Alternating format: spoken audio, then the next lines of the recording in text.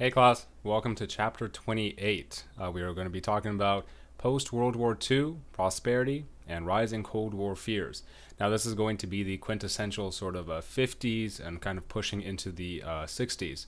And so this is going to be that sort of golden era American dream, as you can tell from this first photograph that I put here, sort of that white picket fence, dream that everybody wanted to attain. A husband has a good job, can afford a nice house, car, have a couple kids, pay for college, wife goes shopping, right? That sort of golden era, if you will.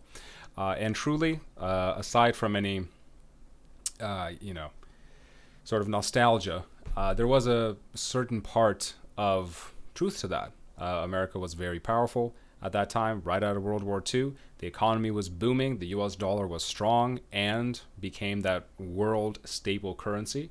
And so there was much to be thankful for in the 50s. But definitely, things are not as great now, and much harder. But that's a discussion for our modern sort of chapters. And so some sections that we are going to discuss in this chapter are going to be post-World War II challenges. So immediately once World War II closes, and the Allies, the United States, the Soviet Union, and Britain, right, are all of our allies. As soon as we defeat the Axis powers, what does life look like? Who becomes the next target, or quote-unquote enemy, or what kind of power dynamics are we going to see in the world? And then number two, the Cold War, right, the famous Cold War of the 20th century, is going to start intensifying. And so we're going to be seeing who the main players of the Cold War are and sort of how that started to really kind of transform and grow after 1945, 1946, and especially during now the 50s and kind of moving onwards, just how scary some of it could be. Number three, discussing a little bit of the American dream or the creation of the American dream. Now, I know that this term is used widely. I use it myself.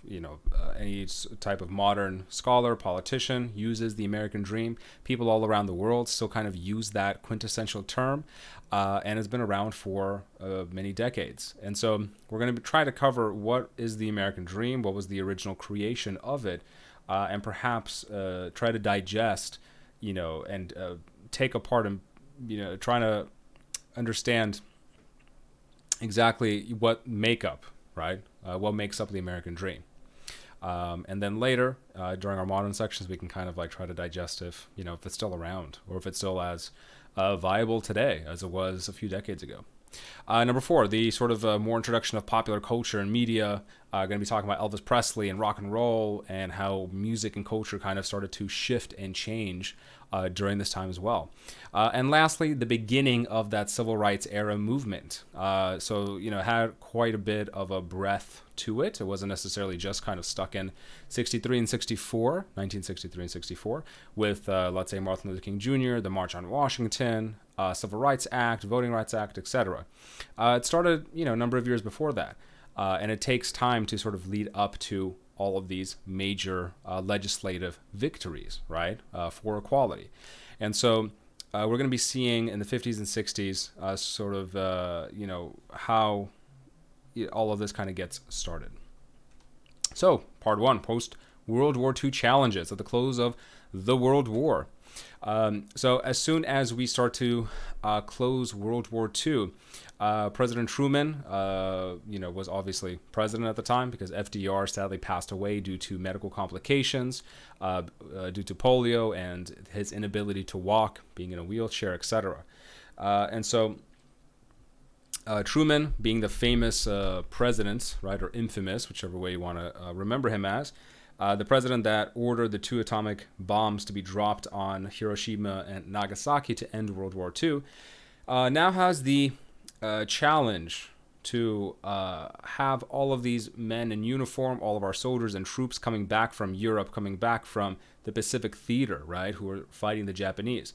How do we reintegrate them back into society, right? All of these men were off fighting for the country, and now they're going to come back home. How do they find work? Are there jobs waiting for them? Are they just going to lounge around once they get back home and drink themselves to death and have nothing to do. You know what I mean? So this is an issue that the federal government wants to really kind of tackle and treat them correctly, right?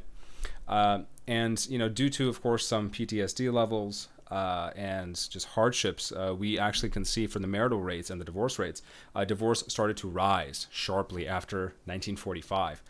And so that could be probably a better question for a psychology course or something about sociology. But I think that definitely, seeing battle really kind of changes a person. And later during the Korean War, in this same lecture, we're going to be focusing on the Korean War for a little bit.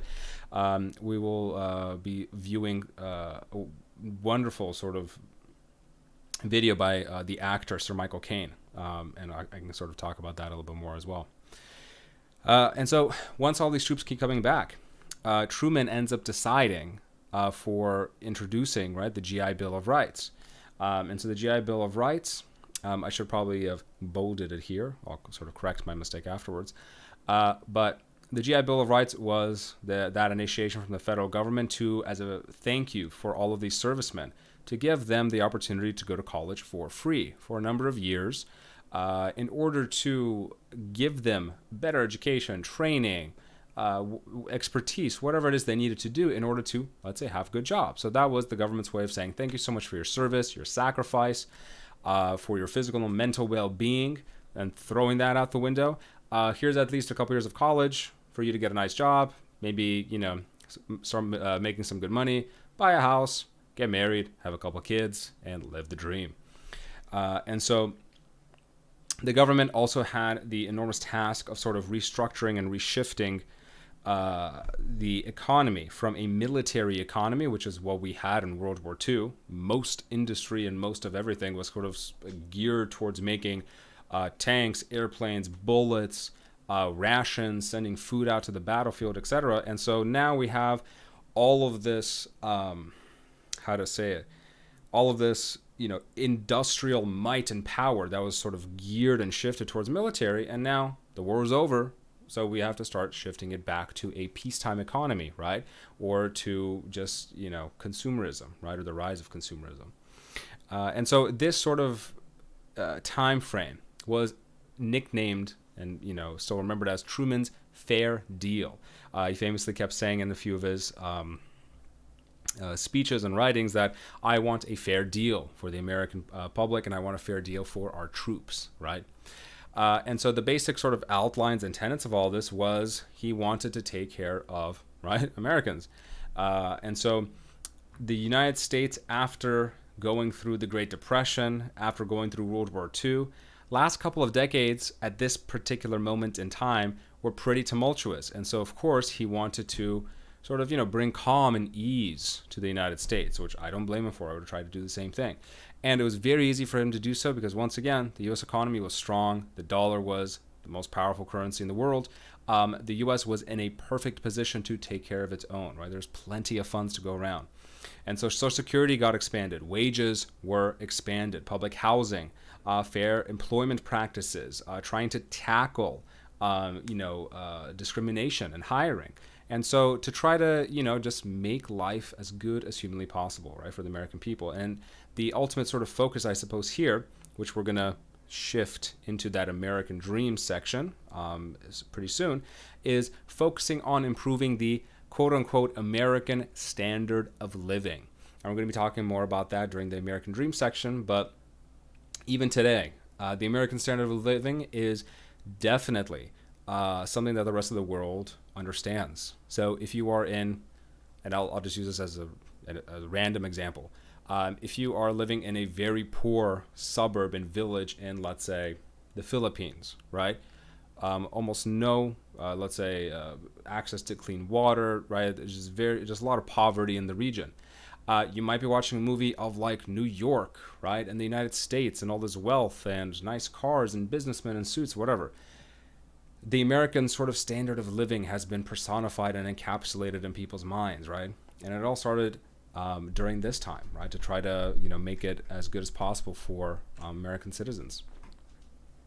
But of course, wherever there is a positive, there's unfortunately sort of a negative counter reaction. the good times never just roll by themselves. It seems that there is always some mischief, lurking behind, right? And so during this time, of course, the Cold War starts to sprinkle its way through, all over the American sort of culture and economy and society. And so McCarthyism, this type of, sort of fear of communists and fear of Bolsheviks, fear of the Soviet Union, this hysteria that we are going to have Soviet spies infiltrating, American life and American government in order to dismantle American society, right? To corrupt our men and violate our women, and to turn this into a section of the Soviet Union. So during this time, there is this gentleman, right, Senator McCarthy, who sort of became this bannerman for essentially what ended up being the Red Scare. So this entire wave is known as the Red Scare, right? Fear of communism. And so he essentially put a microphone in front of himself and started to talk on the radio, and people started to listen to him. And he was sort of like the early form of, I don't know if any of you know this, if you go on YouTube or somewhere else, I don't know if his content is still up, Alex Jones. He used to just rant online about crazy things. And some of his loyal followers, just believe blindly whatever they say. And so he'd be giving these passionate speeches, McCarthy, saying that, in the federal government, the state government, and then all these various places, there are all these disloyal members, commie sympathizers, right? And so slowly but surely over the years, this escalation of his rhetoric sort of started to continue more and more and more. And then one of the places where he started to kind of, I suppose, shine a spotlight is Hollywood. Because at this time, Hollywood started to really grow in its influence. Hollywood started to really grow in its usage of film, not just for film's sake, but also for propaganda's sake. Famously, during World War II, the federal government and the military started to also ask the film industry to make like pro-military, pro-conscription type of films and short films to like bolster morale back home. But I believe McCarthy probably had also like a racial insidious reason for this as well, because within Hollywood at this time, a lot of the predominantly sort of higher ups of Hollywood, right, owners of MGM and Fox and all these other like old time studios, had a lot of Jewish ownership, and a lot of these folks were either from Central Europe or also Eastern Europe, so they have maybe some closer ties, quote unquote, right, to the Soviet Union. Now, just because you are a Jewish migrant from Ukraine or Poland or Czechoslovakia or something, does not necessarily mean that you were like a commie at heart and you're from the Soviet Union. But for McCarthy, sort of fear-mongering and hysteria, close enough. And so Hollywood started to get a shining light onto them, and many were accused of being communists or sympathizers, and actually were like questioned by the police and taken in. And so this is a great video to watch. It was a sort of TED education video. What is McCarthyism? How did it happen? And it kind of covers exactly what the process was of McCarthy sort of trying to target various individuals in order to kind of propagate more power, I suppose, or celebrityism for himself. And just how scary it is, because at any given moment, he could just shine a light and say, oh, this person's a sympathizer for whatever reason. And, like, what are you going to do? Like, how do you prove you're not?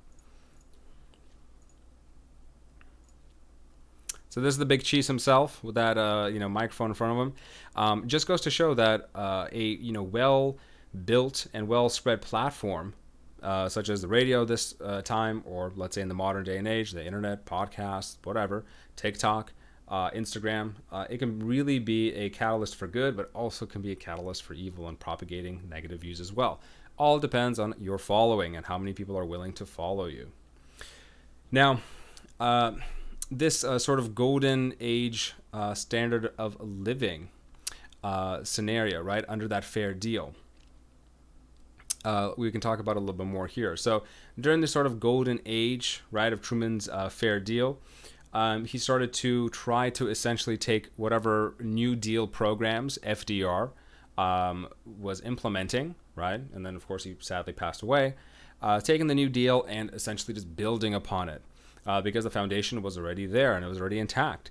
And so here he started to focus on improving American citizens' lives and creating this sort of American standard of living.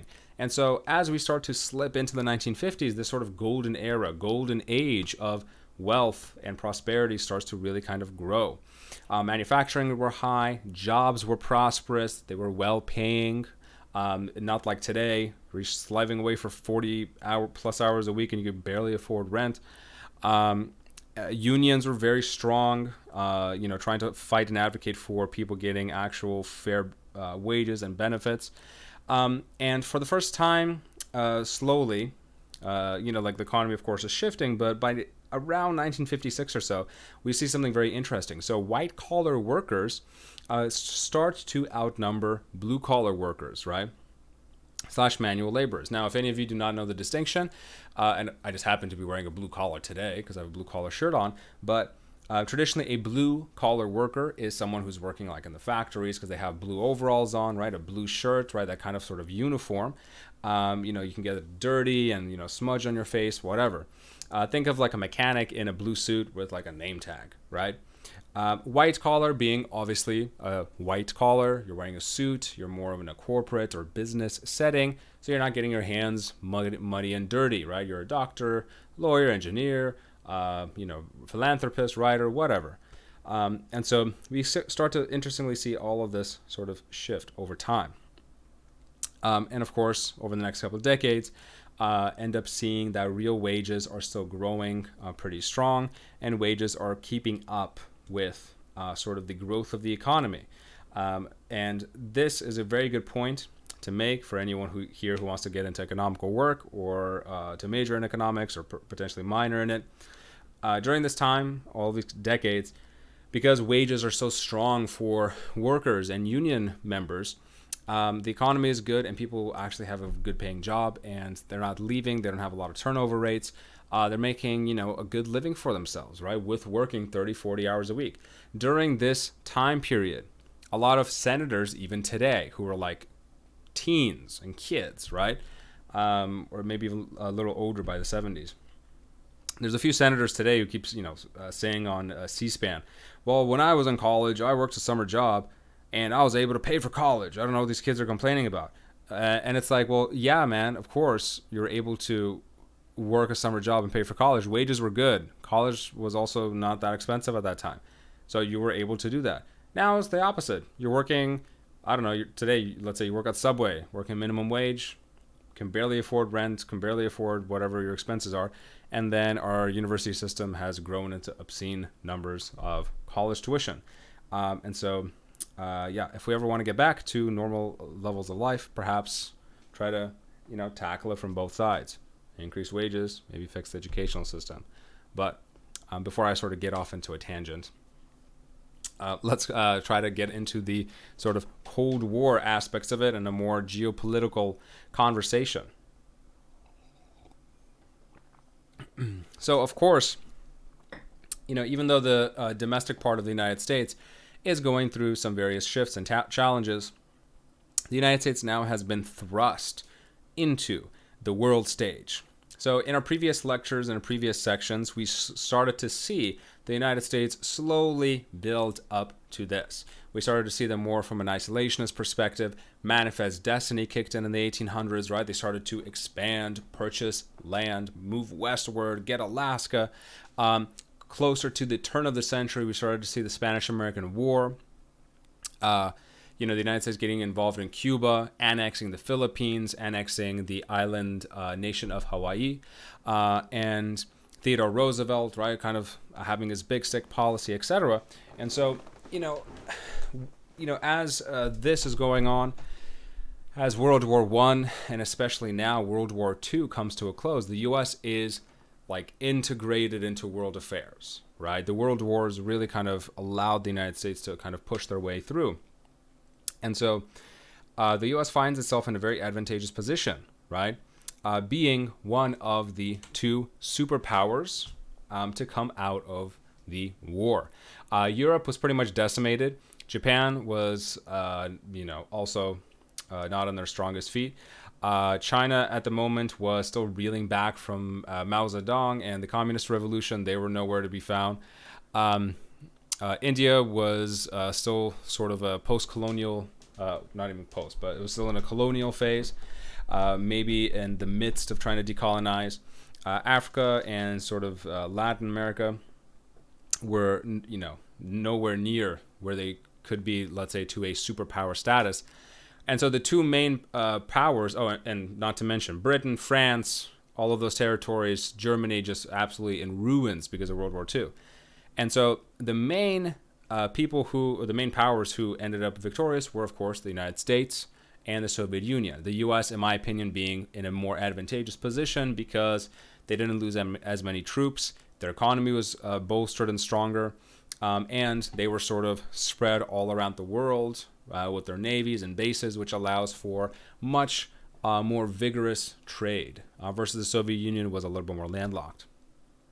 But because these two, because these two powers were the two powers left alone, of course, there has to be, some sort of a contest to see who's mightier. And so we have this sort of dual dynamic around the world, this superpower sort of standoff. And so, we start to see this a slow but steady increase in, let's say, this type of standoff or political/military tension between the two powers. Germany was a fantastic example because it was a two-state system. At the close of the war, half of Germany, the West, was essentially with the Allies and with the United States. The East was under the Soviet regime. And so the West was capitalist, the East was communist under the Soviet Union. And so famously, because the Soviet Union was very secretive and they were very, very strict with who can get in and out of the country, Winston Churchill ended up naming it the Iron Curtain, right? Because you cannot really get in and out. You can't see too much in it. There's a veil of secrecy, right, around it. The Berlin Wall was this perfect sort of ideological representation of that sort of Iron Curtain that was erected in the early 60s to sort of, cut off to cut off Germany and Berlin in order to sort of satisfy the Soviet veils of secrecy, right? And to make sure that the Germans are not sort of like crossing into the West and sort of leaving the Soviet Union, right? Because you want your country and your ideology of communism to remain strong, or at least on paper, or at least in theory. And so if people are just fleeing in numbers to the West, then it doesn't really look good, does it? And so now President Truman and the United States are in a bit of a sort of pickle and bind. And so the United States is in a very strong, advantageous position. The Soviet Union is now their counter in the world. And so now we have not just two countries sort of having a standoff, but two ideologies, capitalism versus communism, right? And this is very important because the Cold War is not just a war, cold or otherwise, between two countries. It is between the two ideologies. And this is important because in the 1900s, we start to see many countries around the world, Latin America, Africa, Asia, start to, let's say if you're a third world country trying to enter into the second world phase of industrialization or whatever, all of these really poor countries or previous colonies or whatever, they are looking at these two examples of nation building and asking themselves, okay, what is going to be most advantageous for our nation and for our people, right? And so the U.S. and the Soviet Union are now at odds with each other ideologically, which is probably even more important than the nation aspect of it, because the rest of the world is sort of looking at them and seeing who to follow, right? And that's going to have a major trickling down effect with, in terms of who's going to be your ally, who you're going to trade with, etc. And so the United States is trying to be that shining example and have, let's say, the rest of the world also be capitalist and choose that mantra. And the Soviet Union wants the rest of the world to try communism. Famous examples, China, North Korea, Cuba, Let's say Nicaragua tried it for a bit. So, various sort of pockets around the world, a couple spots in Africa, attempted, right, to have like their communistic sort of upheavals. And so the U.S. is now worried that communism will spread. Countries are going to like it. And that is going to, just cause chaos in the world. And so quickly before I'll move on to the Truman Doctrine, I'll just sort of finish off my thoughts on that. The main reason that the United States was worried that people and nations around the world would possibly consider communism is because there is a very good, valid reason why, let's say, a poor third world country or nation state would consider communism. The main reason being, if this state, whatever new system of government comes into power, controls and takes force of all the resources, right? It is a very quick and easy way to distribute those resources evenly or otherwise to the population. And so the standard of living for your people increases in a very quick amount of time, right? And so you see a real positive impact in the economy and the livelihood of your people, right? The negative of communism is, even though you see a sharp sort of increase very quickly, it tapers off eventually, and there's not as much growth and stimulation, right, in that sort of system of government. My family's from the Soviet Union. I can sort of attest to that, and we see various examples around the world that the economies are not as strong as their capitalistic counterparts. Now, if a third world country is looking at the U.S. or the capitalistic version of nation building, in the beginning, it's not as quick for them to get back on their feet or to grow economically wise, but has essentially unlimited potential for you to grow over time. And so just in case anyone was wondering why some areas around the world might have been interested in communism, that's why. It's a very quick and easy way to sort of, gain a lot of support with your people. And so Truman at the time initiated what was known as the Truman Doctrine, because at the sort of 47, 48 mark, Greece and Turkey were contemplating, trying communism out because they were not doing too well economically. And so he essentially said, well, the United States is very wealthy and prosperous right now. How about we just, give some money, give some aid, bolster them up a little bit and show them like, hey, the United States and capitalism is a fantastic way for you to move forward. You don't have to look at communism at all, right? We are the sort of wonderful and preferred method. So choose us, please. And so he wanted to sort of spread his free, a nation of, the free, right? A spread of freedom, utilizing it in many of his speeches, and sort of initiating from the Truman Doctrine, from this mindset, around this post-World War II era of the United States having some type of global responsibility for the rest of the world and global responsibility for their, well-being or, what political actions they're going to take. This is a fantastic scene from Bridge of Spies, a movie starring Tom Hanks, sort of the father of America, I suppose, because, he's Tom Hanks. Where is he? Bam, there he is. And so you can watch this. You can watch this scene. It sort of demonstrates the Iron Curtain, and sort of what happens. If people try to cross the barrier, right, into West Berlin, and how the Soviets would sort of react to that. So as the Cold War intensifies, we start to see, obviously, both sides sort of ramping up their rhetoric, ramping up their military, ramping up everything. And so the Soviet Union response would be sort of having satellite states, because the Soviet Union, was broken up into a bunch of different republics, Russia being the central portion of it, and then the outer republics, like, let's say, territories of Poland, Ukraine, Czechoslovakia, Kazakhstan, Armenia, all of these type of smaller republics would sort of, make up the larger Soviet Union. The Soviet Union was a conglomeration of numerous republics. But all of these exterior republics outside of Russia, Stalin loved to have his satellite states or buffer zones because, he learned sort of the lessons and pitfalls of the Germans and the Nazi sort of blitzkrieg pushing deep into Russian territory, and so he wanted the nice little buffer. And so utilizing that from the Soviet side, they were able to have a lot of influence sort of in that area of the world. The United States implemented very similar sort of tactics because formally, right, all of these various countries around the world are independent and they could do what they need to do. But the United States starts to use more diplomacy, starts to use more economic help and benefit and aid in order to try to make some countries around the world sort of their satellite states, right? Their allies are beholden to them and their protection. So it's all a chess game at this point between the two superpowers.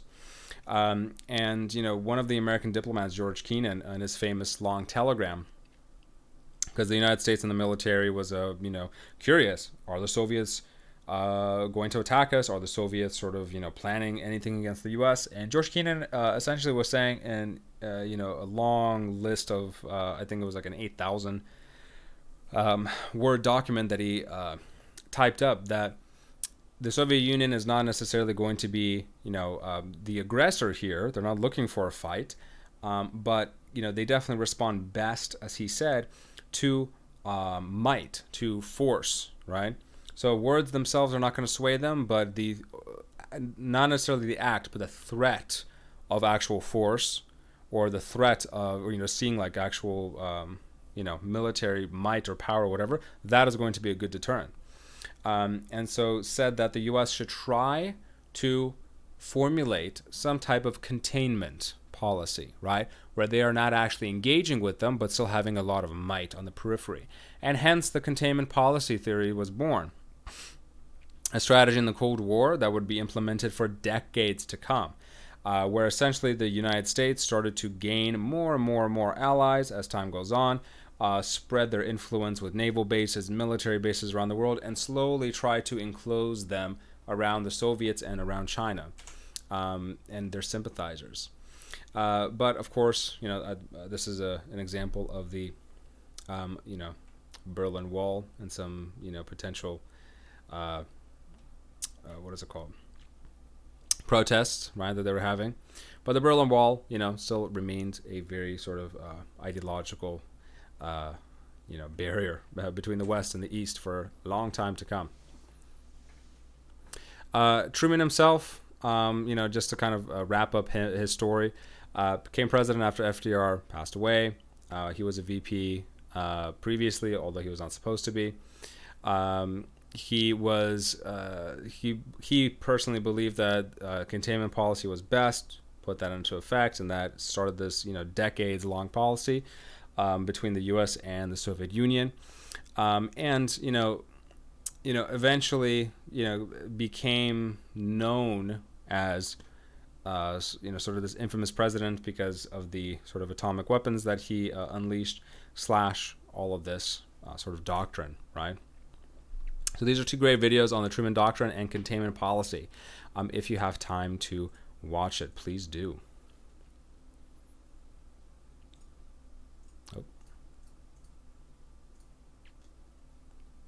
Aside from the Truman policy, we have a couple of different ones also.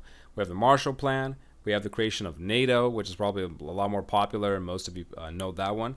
And the counter to that, the Soviet version of the Warsaw Pact. Marshall Plan was slightly similar to the Truman Plan and the Truman Doctrine portion of helping sort of Greece and Turkey, but just more bolstered up.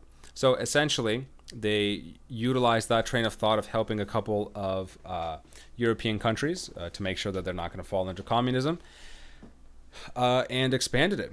So the United States ended up asking Congress for billions of dollars of money and saying, hey, let us give a lot of money to all these various European countries and solidify a relationship with them and help them rebuild, because much of Europe was literally, and I know I sound like the guy from Parks and Rec, but literally, right, in tatters. So the fact that they're sending money and aid is just going to solidify these relations. And of course, the United States later was going to come knocking on their door and saying, hey, we helped you out. How's it going with all of our money? Oh, fantastic. You know, you're feeling better and things are great. How about you join NATO, our military alliance against the Soviet Union? So the U.S., you know, never, if it comes with open arms, it's usually, you know, a price to be paid. And so they start to really kind of pick and choose, all of their allies to form into NATO. Eventually, Canada, Britain, most of Western Europe, if not all of it, is going to be under NATO, under this military protection of if one of us gets attacked, all of us come to the military aid of the other. And so we start to ramp up escalation because in 1949, the Soviet Union also finally is able to detonate their first atomic bomb, ending the U.S. monopoly on this terrible weapon of war. And so, this also, if any European countries are sort of on the fence about joining NATO or this military coalition, and they're like, I don't know, like, what do we need this for? In 49, once the Soviet Union tested their first atomic bomb, they rushed to NATO to sign up. And like, oh, please protect us. And so, yeah, that was definitely, sort of a big rallying cry. The Soviet Union's version of this was the Warsaw Pact, right? Their own sort of military coalition. And remember when I said the Soviet Union is a conglomeration of all these sort of smaller republics? Essentially, whoever was part of the republic became part of the Warsaw Pact anyways, and their sort of military, collaboration. So, once again, chess game. One responds, and the other one responds in, kind. The Marshall Plan, and I wanted to put some dollar signs here just to, kind of reiterate. Money, money, money. So this is a great little sort of short snippet by the History channel for the Marshall Plan and sort of describing what it was if you have time. And so this is sort of a, overview of capitalism versus communism. As you can see, this is not just the United States versus the Soviet Union. We start to see capitalism and communism fight all around the world.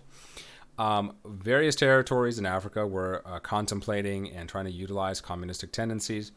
Some portions of the Middle East, China, and a few Asian countries as well. Latin America, Cuba was starting to also kind of get under that guise. So as you can tell, if in your high school history books you were just like, oh, the Cold War is between the U.S. and Soviet Union exclusively, and whatever.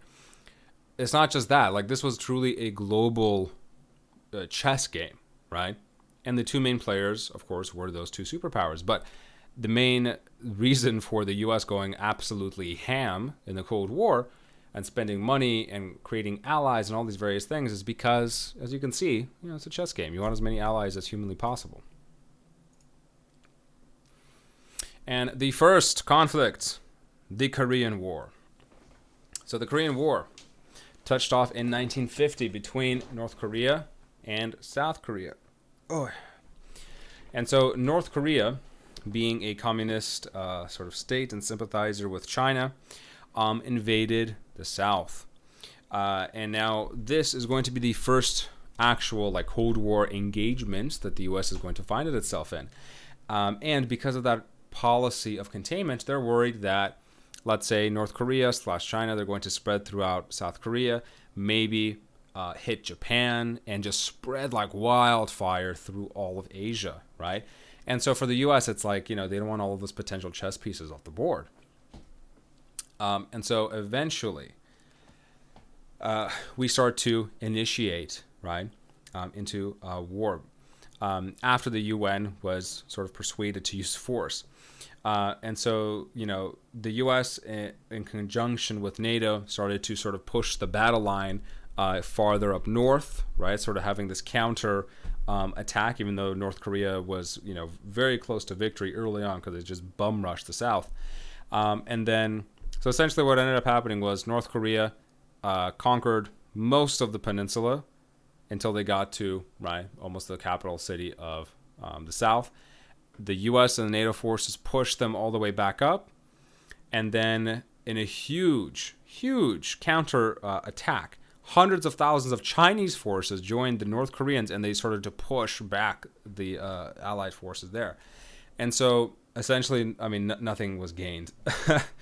The armistice parallel line agreement stays, is there, and it still is there today as it was in 1953. And there's this sort of demilitarized no man's land zone in between.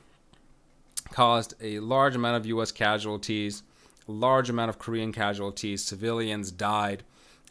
Chinese troops died. The Cold War had truly begun.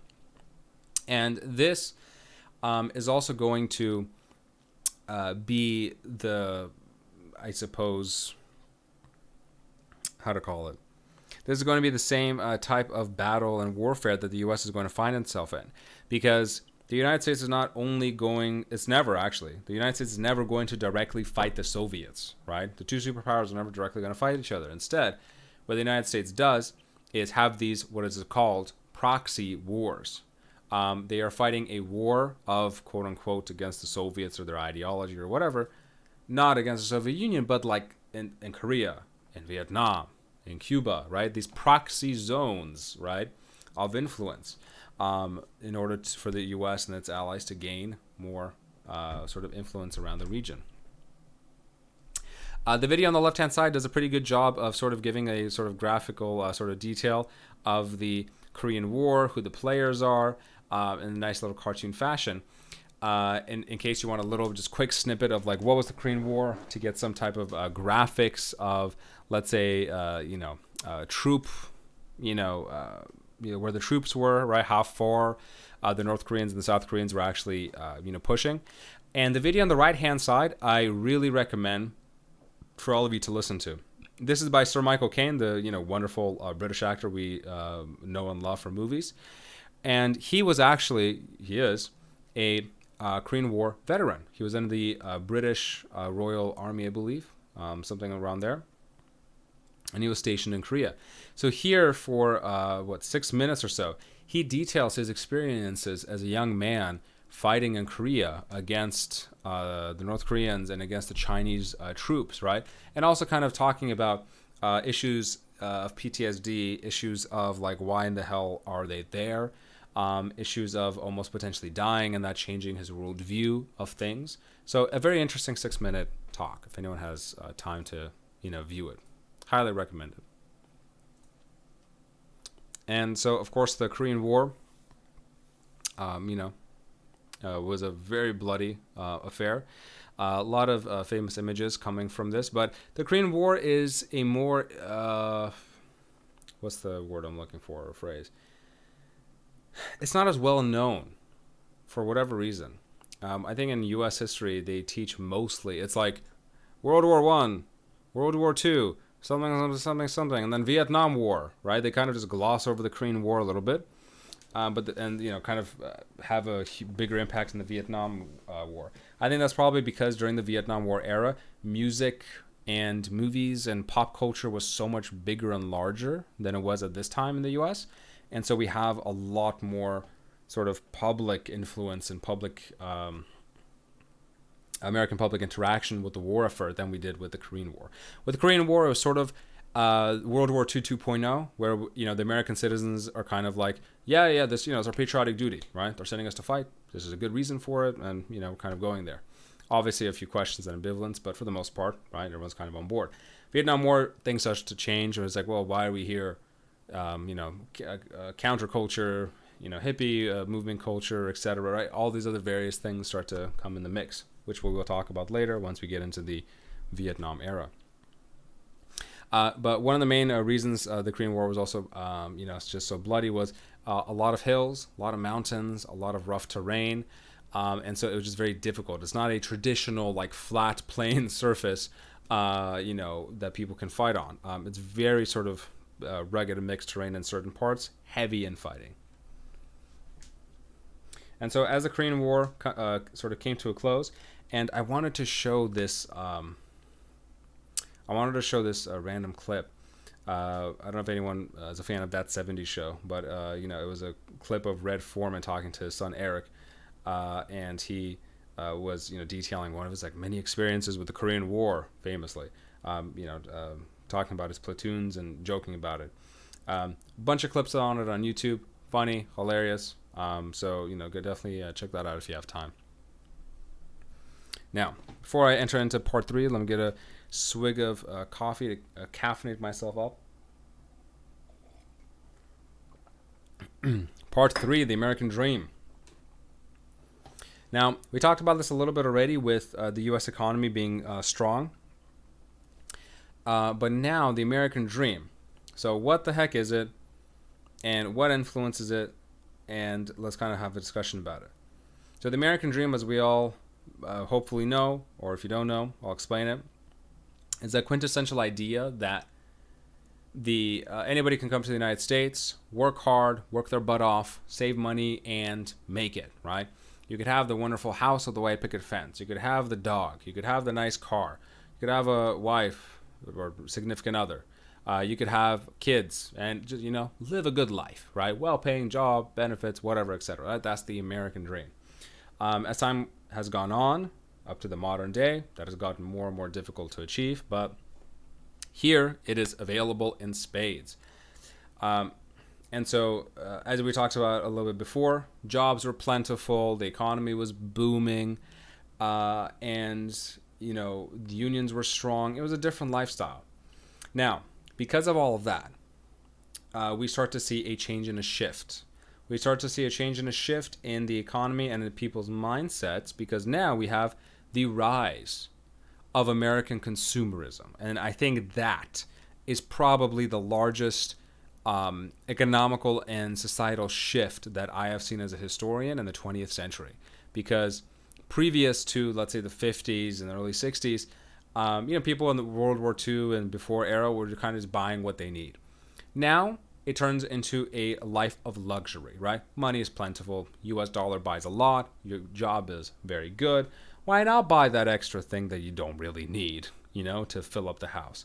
Consumerism really begins. And of course, in today, in the present day, we're having a hyper, steroided version of consumerism where you or your family members probably, I will bet money, most likely, cannot go a single day without buying something on Amazon, 2-day shipping. You know what I mean? Like, it's just, consumerism has really evolved and developed over time.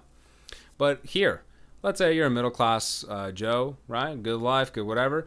You start to see more advertisements, more pamphlets about various consumer goods and various lifestyles that maybe you want to achieve. And so the television starts to become this like high status symbol, right? If you are somebody, you need to own a television, right? Or you keep hearing about these various talk shows that they're having, right? Or some cartoons or whatever that they're showing. So television really becomes this popular medium.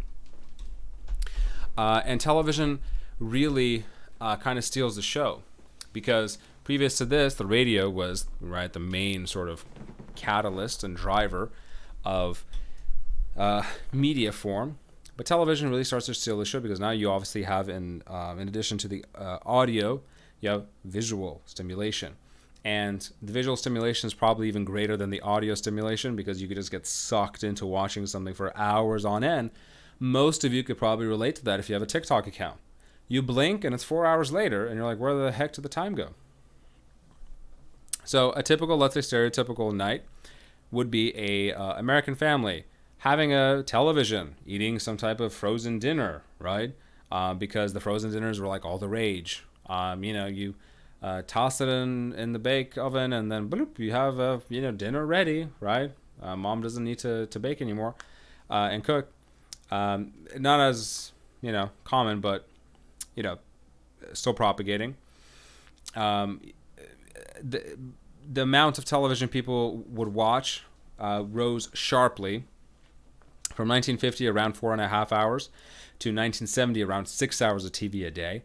Now, if you were to extrapolate for today how many hours of television or screen time you get, it's probably in the 10 plus hours, right? Easy. Especially now we have mobile devices, right? So if you go into, I think all the iPhones, I don't know if Android has this, but iPhones, they have the, what is it called? The energy consumption or screen time, right? You can go in and see how much screen time you get. So it could range from 8 hours, 10, 12, 13, 14, whatever hours a day. That's not even counting any TV or whatever other form of media you might be consuming. So, is that healthy? No. But life of consumerism, folks, where you consume. And so this American dream is just feeding the financial beast that is the United States and consumerism. The baby boomers of this day and age were following World War II era, right? A bunch of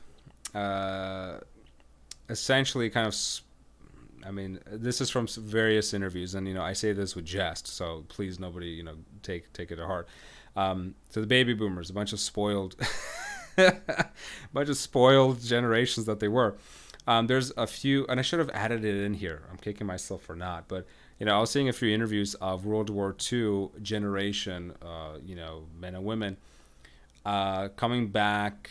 Let's say the men were coming back from war, they're reintegrating with life, and they're having all these kids, and they have the money for it. So they're having 2, 3, 4, 5 kids, right? The baby boomer generation, right? And they were saying to themselves, they're like, we didn't know what the heck we were doing with raising the kids. We just knew that we wanted to give them as much as we could, right? Because we wanted to give them more than we had, right? And so, yes. So essentially, huge influx of population. So, people were getting hot and busy during this day and age.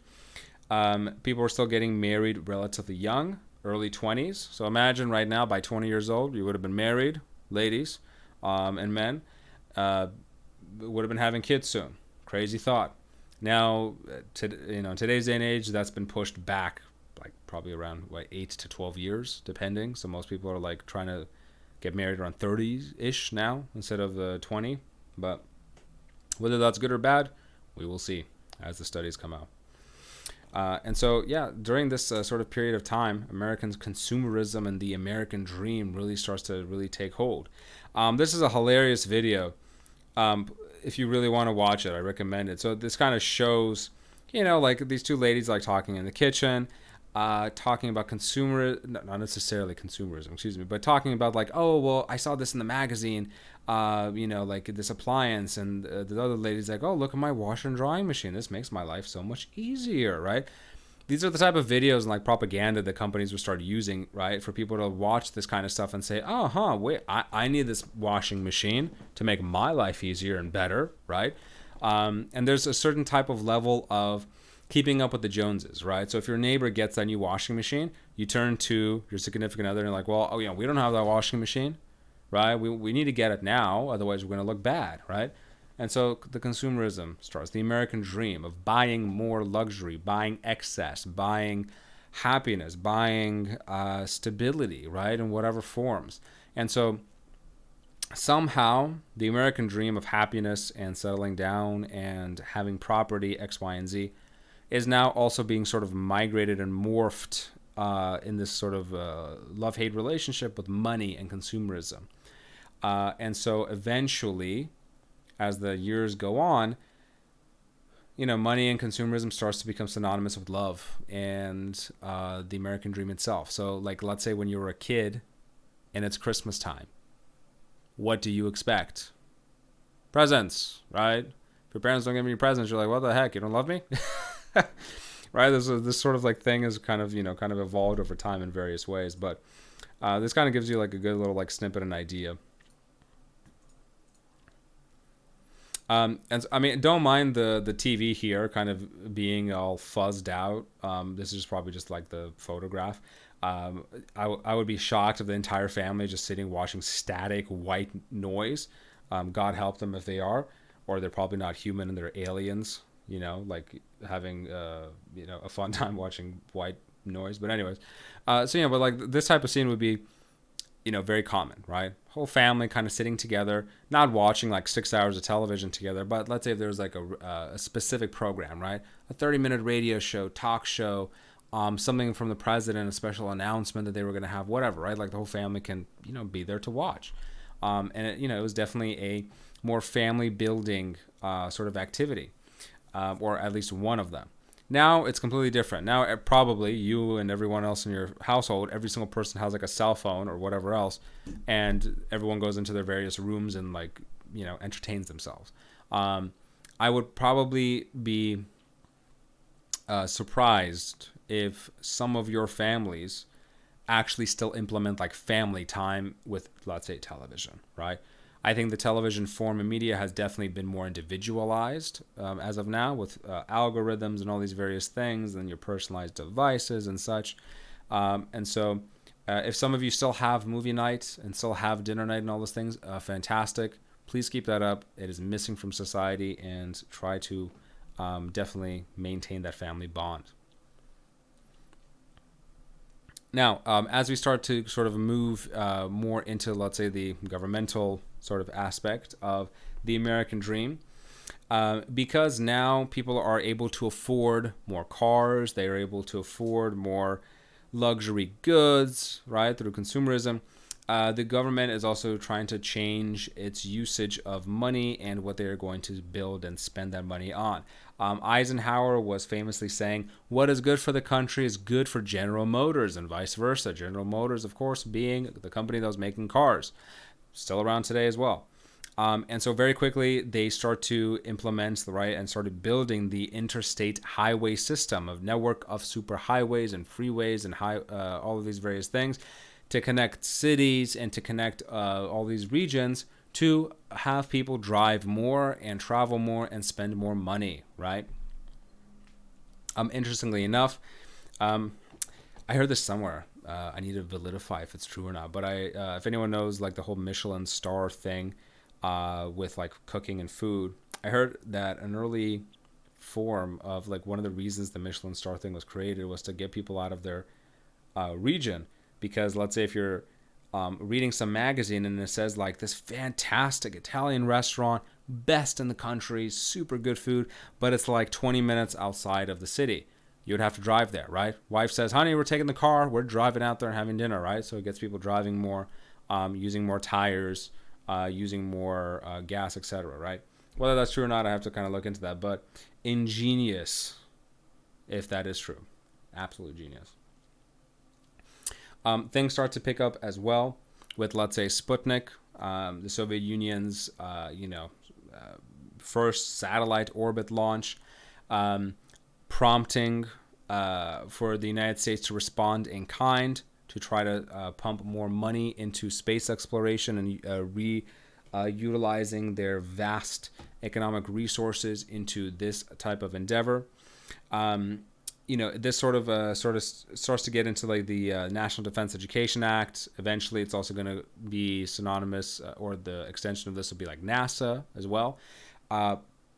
Essentially saying that at the moment, because the Soviets are, the Soviets put up a satellite before we did, that America is inferior at the moment with the space race and technology. So the U.S. needs to have a very big concerted effort into encouraging education in science, languages, university, engineering, etc. I wish that we would have a bigger push onto this today in a meaningful way instead of just having standardized testing or whatever else. Because at the moment, the United States education system, I believe, is kind of faltering and failing apart in various ways. Our rates of mathematicians, scientists, engineers are steadily going down. Yes, we are still importing a lot of people from around the world to bolster the U.S., and that's one of the things that makes us so strong with our sort of visas for these type of scientists and folks. But it's definitely not what it used to be in the 50s, 60s, and 70s, where there was like big pushes for those type of like fields to be preferred over others. Getting more into that Cold War lifestyle. If any of you have grandparents that lived through this, I had a couple of teachers that lived through this and was telling us that it was like pretty traumatic for them to live through it. So imagine you are a kid, teenager, whoever, and you start hearing all of these various terms. Oh, the US and the Soviet Union have nuclear weapons. It could destroy you and melt your skin off in seconds. And then, oh, they invented a hydrogen bomb. It's supposed to be even more destructive and powerful than the atomic weapons. What the heck? These type of psychological games really start to kind of permeate into people's lives, right? Into people's psyches. The US and the Soviet Union at one point in time had so many nuclear weapons they could have blown up the entire Earth numerous times. That is just a ridiculous, notion. But the one reason that they did not was because of MAD, or mutually assured destruction. So essentially because both sides had such a large stockpile of nuclear weapons and they're so devastating, if one would attack the other, it essentially means annihilation for not just both of the countries, but the entire world, because it would just mean death and destruction and mayhem for everyone. And so the secondary question you might have is, well, why the hell do we have nuclear weapons anyways if we can't even use them, because they're going to be death and destruction if we ever use them? Fantastic point. I don't know. Actually, I do know. I do have an opinion on that. I would have preferred in all of these decades to have seen less technology being improved on nuclear weapons and more technology being improved on nuclear energy, nuclear power plants, right? In order for us to have more free electricity and all of these various things. So I think that would have been a much better usage of their time and money being spent. These are a couple videos. The one up top is from Vox. It does a nice job of sort of detailing the rise and fall of the American fallout shelter. So at this moment in time, if Americans, right, with all their excess spending money and power, had the capability of building fallout shelters, right, in the eventuality of potential nuclear war, kind of details that. The video on the left-hand side is nuclear explosions. That's always fun to watch and pretty scary, just to see the pure, utter devastation. The video on the right-hand side are actual like bomb drills that children in school would be going through. You think that things today were, a little traumatic for Timmy and Sarah in school, right, with their sort of tiger soccer moms, emailing the PTA every single time their child falls down and scrapes a knee. And during this time day and age, the kids would be in class, and then all you hear is a siren. Not the teacher doesn't tell you it's a drill. You just hear a siren, and then you have to duck under your desk and cover, and potentially think you might die from a nuclear explosion. So, yeah, things have definitely changed. Such as here. Now, obviously, I mean, cute little kids, right? They're just kind of playing along, doing their drill thing. But it's hilarious that they were still giving some type of inkling and hope that a nuclear bomb with so much power and ferocity and fiery hell and death plummeting through the landscape, and then somehow you hiding under a wooden desk, which is highly flammable and would just create stronger flames, that's going to make you safe. But, what else are you going to do in that circumstance, I suppose? Just gives you a slight bit of comfort. But, some families started to build like homemade bomb shelters and whatever else, underneath their properties, just in case. I don't know if any of you have ever seen the movie Blast from the Past with Brendan Fraser, one of his lesser known films. Fantastic film, though. In there, this is kind of the scenario. They think that nuclear war is upon them, and then they dive into their underground bomb shelter for like 35 years. Great film to watch, Blast from the Past, if anybody wants to kind of, view that.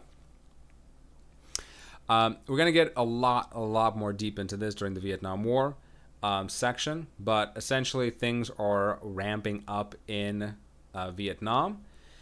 And because I know Vietnam is typically synonymous with Nixon and Nixon's presidency, but it started a lot earlier. Like Eisenhower was already sort of kind of getting a little bit tangled up with the idea of sending troops, although he initially declined to send troops originally because France was asking for support. Vietnam was like a French outpost for their empire, and then they started to have various rebellions. And so slowly but surely, for various reasons, the U.S. was getting drawn more and more into the idea of getting involved in Vietnam. And of course, later on, as we know, are going to be drawn into full-scale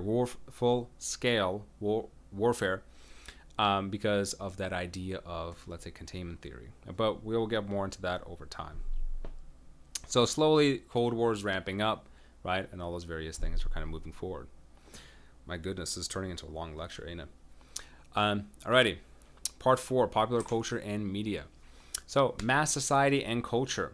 So during this time, the 50s, and like sliding into the 60s a little bit, we go from music being like, your mom and dad and grandpa's version of like smooth jazz and sort of this like, calm and quiet type of like, music, into this sort of like crazy, not crazy, but, like more energized, youthful, rebellious form of music, right? The 60s had that rebels without a cause, type of vibe to it. Elvis Presley, greasers, like rock and roll singers, having leather jackets, popping your collar a bit, having that like sexualized look to you, not necessarily your dad's era, where things would be during the World War II or previous era, like very like buttoned up and everyone was very kind of professional. This is kind of like the looser and like cooler and hip kind of section to it. And so during this time, or the Beat generation as they would call it, we started to get just an influx of culture and politics, right, during this time, kind of floundering and expanding, right, into all of these various new routes that are non-traditional, non-conformist. Elvis Presley here famously, would just like be sort of look at that, boom, just like humping the air, kind of doing his little thing. 20 years previous to this, it would be unheard of for a singer to go up and just start to sort of dance and do like all of those like swings in front of the crowd, right? 20 years prior to this, it would kind of be like a nice little jazz number, right? Everyone's kind of dressed in suits, kind of like like doing a nice little like song along, right, with the band in the back or whatever, and then here this guy's kind of like letting it rip, becoming a sex symbol, a sex idol. And so things have definitely kind of like changed. And so mass media and culture sort of really kind of takes a turn for this. And I'm just using Presley as an example. There's probably others as well. If any of you are more music aficionados, you probably know better than I do. But just using him as an example because he was so famous. Presley started becoming like an icon, a sex symbol, right, over time, and started to really kind of change things up. As far as that goes. But we talked about the media aspect of television and the rise of television as well. Music, right, was definitely kind of altered and started to have its own vibe and its own beat. And so, from that combination, the generation of the 50s and 60s started to become a little bit more rebellious, a little bit more open to change. And by the time we get into like the 60s, 70s, like Vietnam era, like it becomes full blown, like rebels, hippies, anti-culture, anti-conformist sort of narrative, right? And so we'll sort of get into that in the coming chapters as well. Part 5, struggle for civil rights. So if any of you want to be lawyers, and because this course is at Glendale Community College, a lot of my Armenian and other student body populations, I want to be an attorney, I want to be a lawyer, right? This might be of interest to you. And any of you social justice warriors, right, equity types, this is also good for you to hear. So segregation in this country was obviously a thing, right? We had segregation between whites and blacks for a long time. Now, the Plessy v. Ferguson decision in 1896, a very old decision, upheld that from the federal perspective, which trickles down into the state and local perspective too, that separate but equal is okay. So that means you can, and it is legal, to have segregated facilities. You can have a white restaurant, a black restaurant, a white bathroom, a black bathroom. And in theory, as far as the law was concerned, that is okay to do and is legal if they are separate but equal, right? The equal portion was oftentimes not upheld because let's say if you did have the white bathroom and the black bathroom or whatever, typically over time the white one was going to be of better quality, right? But actually trying to initiate some double checks on all that became very tedious and cumbersome. So from a very slow and long protracted battle for a few decades, right, we started getting into the 1940s and now into the 1950s. The battle towards equality was long and hard and continued on. But before we move into the main sort of, Martin Luther King Jr. section, the March on Washington, Malcolm X, right, the 60s, Voting Rights Act, the Civil Rights Act, etc. Before we get into that, 10 years prior, right, around this time, this is the sort of beginning inklings of starting that conversation and pushing things in that direction. So Thurgood Marshall, an African-American lawyer, eventually got elected and nominated into the Supreme Court of the U.S. And so he was the nation's first African-American justice. Any of you going to law school are going to know this in spades. And for many years in federal courts, he was arguing that racial discrimination was real. Racial discrimination was something that needed to be addressed, and it was unconstitutional. And so he wanted to obviously have a conversation about that. And in 1954, he got his wish. So they had a decision that went up to the U.S. Supreme Court where there was various segregation in public schools. And so the question was, is it okay and legal to segregate children from public schooling and public education solely based off of their skin color, right? And so the ultimate finding here was that no, because even with same funding or same facilities, etc., they kept essentially arguing that segregation of this magnitude was unequal. It stigmatizes one group of people over the other, and if we are trying to offer, let's say, public education for all Americans, you cannot have segregation. Because if you're trying to have public education for all Americans, what's the need to segregate, right? And so this was a victory for, let's say, folks wanting equality and wanting to destabilize that sort of pro-segregation mindset. And so Brown v. Board of Education was like a big, big victory in the 50s and would ultimately pave the way, right, for the 60s to come.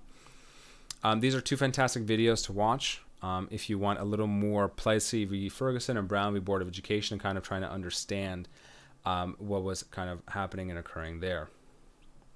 Thurgood Marshall, him in the flesh himself. This is a fantastic sort of remembering in the history of Thurgood Marshall. Going through his life, going through his past, going through the stories that he had as a young attorney, growing up in, and sort of dealing with numerous clients, navigating through the South, etc., potentially being lynched on a few different occasions and threatened by the Ku Klux Klan. Where is it? There's a photo. Yeah, there we go. Photos there. The man had a very interesting life. So just a few minutes to watch, but, a great little snippet of Thurgood Marshall to kind of understand who the man was and where he came from. Now, we do have some various increased, moments and snippets, like the Montgomery bus boycott. And so we start to get more and more of a push, towards equality. And these are like, ugly fights that would happen. So the Montgomery bus boycott, for example, was a very like early forum that MLK and other activists were part of, essentially trying to boycott a bus system in Alabama because of the segregation that was implemented in the public transit system, and a huge proportion of the African American population in Montgomery and the surrounding areas were just saying, no, we are not going to use the public transit system if it is still going to be segregated. And by the sheer financial hit and impact of them not using the system any longer, they started to actually change the rules and policies. So one step in the right direction there.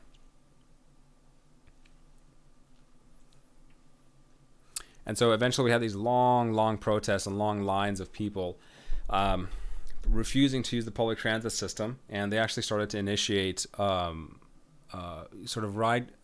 ride-sharing program, or like the early Uber days, where they would drive each other and each other's like friends and neighbors around, right, and carpool instead of using the public transit system as their version of protest, right, saying if the buses are segregated, hell no, we won't go.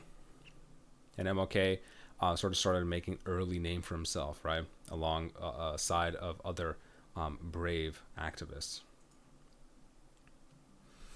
During this time, we start to see, various student committees, because students are, typically young, energetic, active. They still have, various hormones in the brain that say, I'm invincible. Hell yeah, let's do this. And so, we start to get, such student committees like the SNCC, Civil Rights Movement Organization in the 60s, trying to replace the culture of segregation with a better, more sort of pro and positive community, right? Trying to change things. One of the ways that they were trying to change things was their freedom rides, right? They essentially, very gutsy kids. They took various buses and they rode into the South, the deep South, to test compliance. So essentially, after Board v. Education and a few other places started to, they needed to desegregate, right?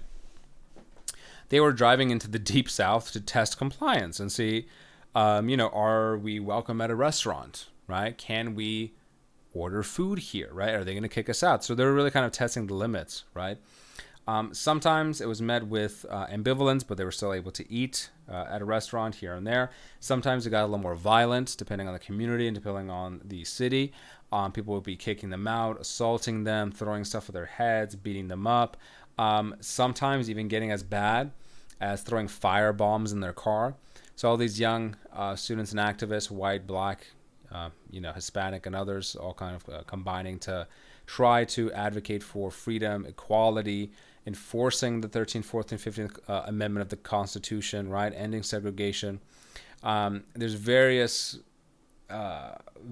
tumultuous circumstances, right? Like those fire bombs being thrown into the buses to try to like burn them out. It got very ugly. And, to think that this is in some of our parents' or grandparents' generation, right? Or for at least for any of you who have family members that have lived there that long. My family immigrated here, like I'm an immigrant myself, even though I was a very young immigrant, but still. But if, for any of your families that are, have some history in this country, right, for a couple of generations, this was not that long ago, right, if you really think about it. So, yes, today definitely things are vastly better than what they were in the 40s, 50s, and 60s as far as equality goes. But, there's always more work to be done. Now, in more political conversations, social conversations modernly, we'll get that into modern sections, so I don't want to kind of get too far into that yet. But the firebomb situation here and all the freedom fighter fights were definitely kind of bad. Now, of course, when you have some type of movement, there's typically a counter movement, because this is the United States of America. And if there's liberals, there's going to be conservatives. If there's Democrats, there's going to be Republicans, and whatever, vice versa.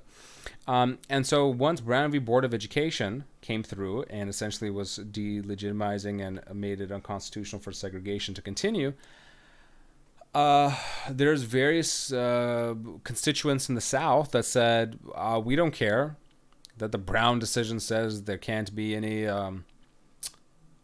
segregation. This is the way things are done, and we're going to keep on going. And so there was that initial sort of like fight, right, against it, and resistance to the change. And so we have various things like the Southern Manifesto that some folks are writing up that let's say were supporting to keep the status quo in the South or in their state. They were supporting not to go by the Brown v. Board decision. They were supporting the idea that the judicial branch of the federal government had overstepped its boundaries, and we're calling it forced integration, right? Saying the federal government is forcing us to do something we don't want to do. Who the hell do they think they are, right? And so this is a very sort of a long-held, notion, right? State versus federal rights, personal rights versus government rights type of thing. Also intermixed with racial components, obviously.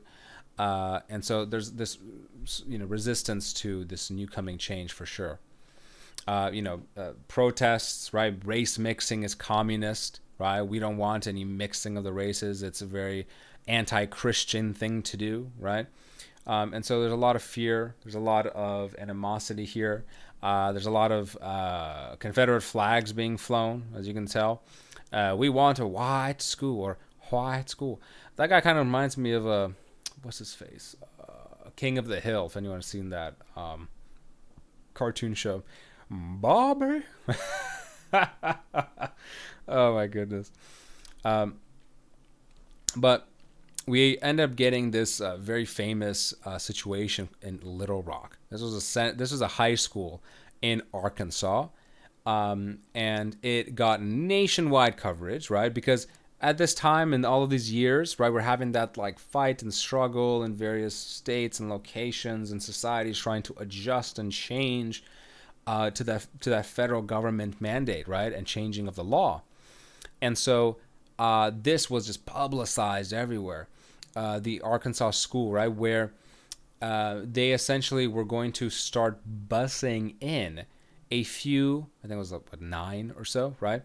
9 black children into a white school, right, for that integration portion.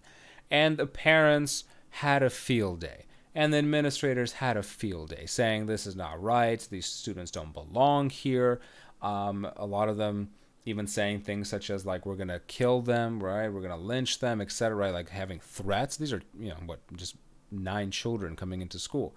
So there was this huge just backlash from the community. It got so bad that federal troops from the 101st Airborne Division had to be dispatched to the school and under the presidential mandate, right, to escort these children into school and not have any harm come to them, right? Like, this is ridiculous, the fact that they needed an armed personnel escort to just go to school.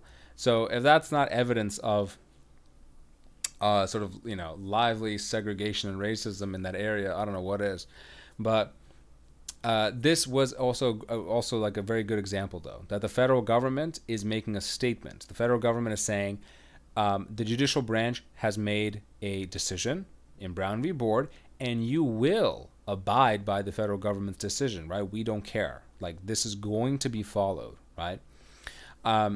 And so all around the country and all around the world, especially, that sort of Brown decision, and especially Eisenhower's decision to send troops to escort these children into school, was seen in a very positive light. It was seen as a step moving forward. It was seen as a step of the federal government really trying to reconcile things and move things into a more positive direction, right? And like I said, over time, right, all of these small victories are sort of going to build up and create this foundation onto which the civil rights movement of the 60s is going to be able to grow and flourish. Here are a couple of videos. The one on the left-hand side is footage from the Little Rock integration. And on the right-hand side, a little bit more of like an interview type of situation where they're talking about things that they remember and who they interviewed, right? I think it has a couple of the actual kids, but just all grown up, right, in a grown-up version, talking about their experiences, being escorted by the military and such. So definite great watch if you have a few minutes of time. But of course, protests at the school. The school closed, right? We're not going to let the federal government do what they want to do. Federal troops needing to come in and act as bodyguards, right, for the children. The U.S. Army themselves sometimes picking them up from home because their homes were now being targeted if they were found out where they lived. Having armed bodyguard, armed personnel. This turned into quite a big of an issue, right? And of course, there's going to be the counter to it, right? Probably the biggest counter example or counter conversation to this was going to be something to the effect of the federal government can't tell us what to do. This is being forced. This is not natural. It's not normal. Who the hell does the federal government think they are to do this? And obviously the racial components intermixed in there, which I'm not going to really utter, right? Without getting ugly with words. But yeah, things are definitely getting very heated at the moment. But I think it was what movie was it? The Dark Knight with Heath Ledger, right? I think it was Harvey Dent. That's what was the famous quote that he said? He's like, the night is always darkest before the dawn, but the dawn is coming, right? And so, of course, we have to go through a lot of ugly situations, but eventually, things got better, and they are better now than what they used to be. That is for sure. But we'll have more conversations of like modern politics and modern race integration issues or whatever once we start getting into the modern sections. And that's the end of chapter 28. My apologies if it's a slightly longer lecture. I tried to talk a little faster and speed up because some of my previous students kept telling me that I speak a little bit too slowly during my lectures, and they had to do like a 1.25x or 1.5 speed to kind of speed it up. So I tried to talk a little bit faster, but I still had a lot of points to get across. So my apologies if this is a longer lecture. But end of chapter 28. 29 and 30 is going to be out soon as well, so please look out for those. As always, look out for modules, quizzes, deadlines. Email me if you need anything or have any questions. I'm always here and available. Hopefully you have a great rest of your day whenever you're watching this, morning, evening, in between, and I'll see you for the next time. Take care, folks.